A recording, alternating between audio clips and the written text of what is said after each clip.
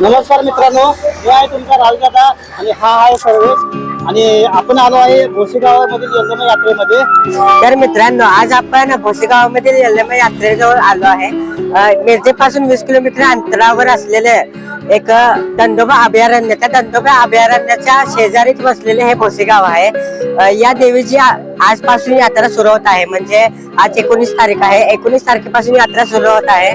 मग आजपासून यात्रा सुरू होते, त्यामुळे खूप गर्दी आपल्याला पाहायला मिळत नाही, थोडीशी गर्दी आहे या ठिकाणी।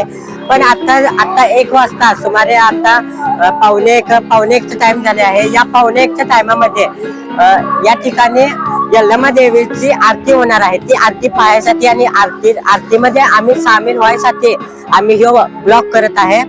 तर आता तुम्हाला पुढे दिसेल की आरती कशा प्रकारची असते, किंवा या भोसेगावामधील यल्लमा देवीचे म्हणजे यल्लमा देवीची यात्रा कशा प्रकारे असते ते आपण या व्हिडिओ मार्फत बघणार आहोत। तर चला मित्रांनो, आता आपण वेळ न घालवता डायरेक्ट आपण मंदिरामध्ये जाऊया, तिथे दर्शन घेऊया। आणि मित्रांनो, आपण देवीच्या मंदिरामध्ये आलेलो आहोत। तरी आपण इथे पुजारी काका बसलेले आहेत, त्यासाठी आपण याविषयी देवीची आरतीचं महत्व आपण हे जाणून घेणार आहोत। तसेच देवीचं जे महात्म्य आहे ते सुद्धा आपण जाणून घेणार आहोत। चला आपण त्यांना विचारूया। पुजारी काका, मला सांगा की देवीची आरती डिसेंबर महिन्यात आपली यात्रा भरते, तेव्हा आपण आरती घेतो, बरोबर आहे?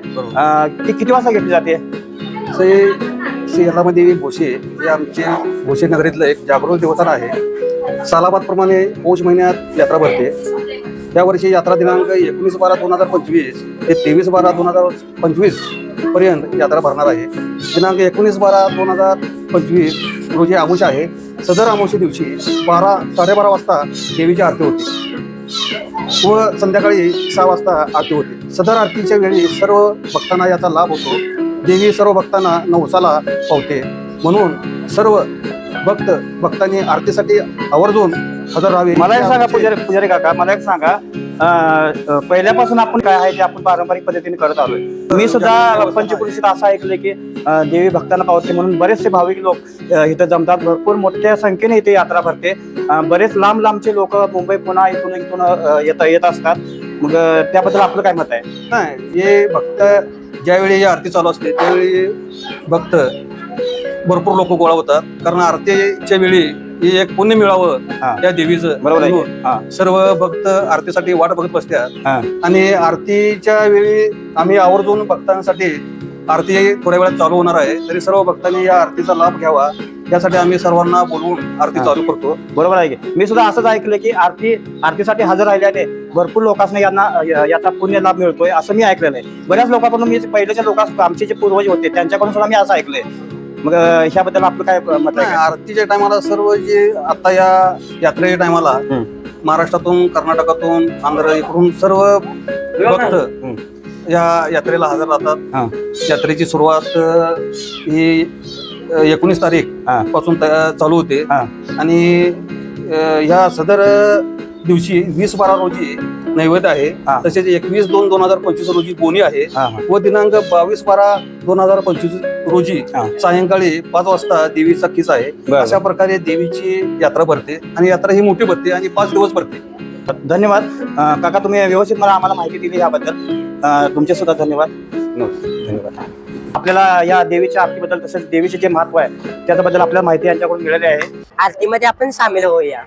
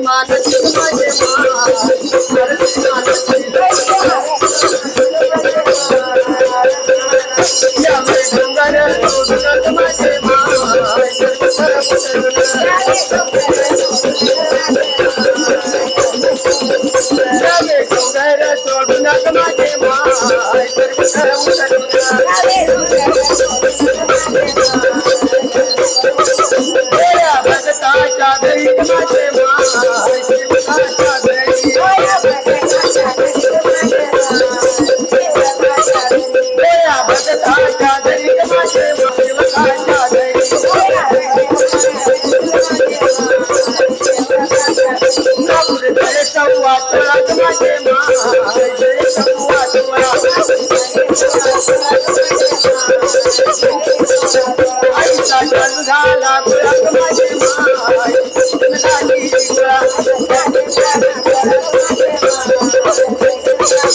माझ्या गोगऱ्याची फिरत माझे माय गोगऱ्याची फिरत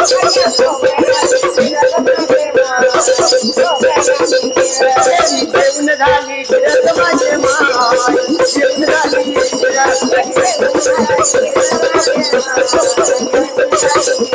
रामच पळतो येतात माझे माय मज पळतो येतात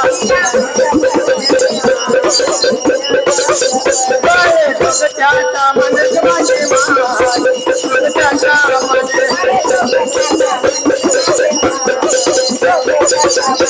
त्या देवीची महिमा भारी वर धरावी आपलाची महिमा भारी वर धरावी आपलाची